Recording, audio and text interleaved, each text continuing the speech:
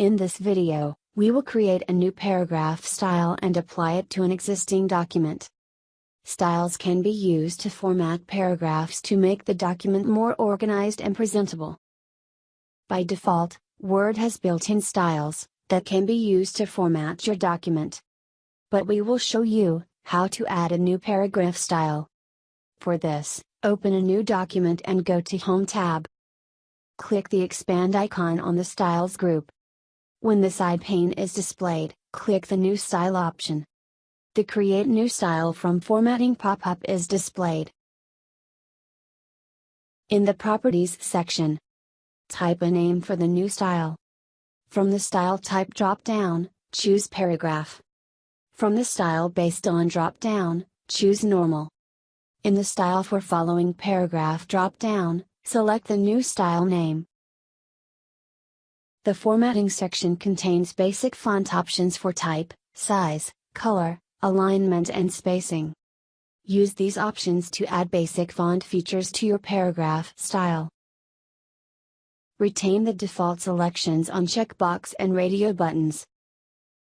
For detailed formatting, the Format button provides individual dialog boxes for number of parameters such as font, paragraphs, tabs, borders and many others. As an example, click the Format button and choose Font from the list down menu. The Font dialog box is displayed, in which you can define basic font setting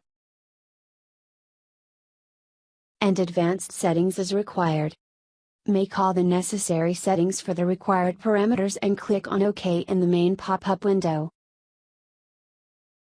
The new style now appears in the Styles ribbon and in the Style pane.